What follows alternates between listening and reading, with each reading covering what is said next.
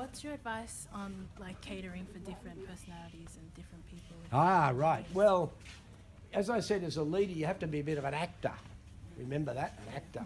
And I remember when I had Dick Smith Electronics and had about 500 people working for me, most of the people were no problems at all except the art department. The art department did the advertising and were very artistic. They had about 6 people there, and they were more drama than everyone else involved. So I learnt that if you're dealing with artistic people, no artistic people here, I hope, I can speak freely. If you're dealing with artistic, you're dealing with artistic people. If you're dealing with artistic people, you have to deal in a different way, sort of thing. And so I learnt that very quickly. I remember the artistic people used to complain about the type of chair they wanted, and they wanted, everyone else just drank the tap water, but they wanted bottled water, sort of thing. This is 20 years ago when everyone just had normal water. And so, to me, my suggestion would be, what was the question again? How do you cater towards different personalities? Different person.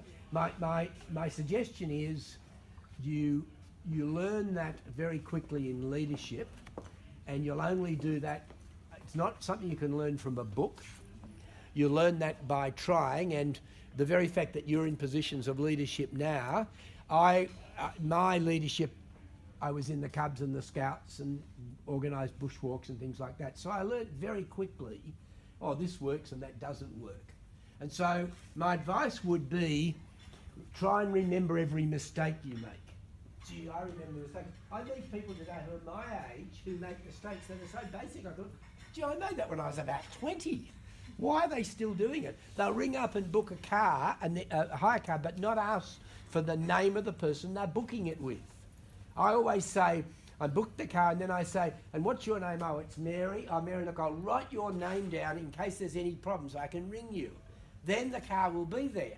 Whereas if you don't do that, quite often the person has to go off for lunch or something and there's no car there. So I learnt that very early on. But I have friends of mine who ring up and book cars.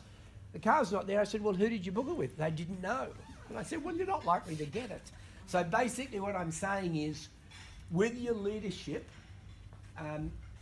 try it, and if it works, remember it.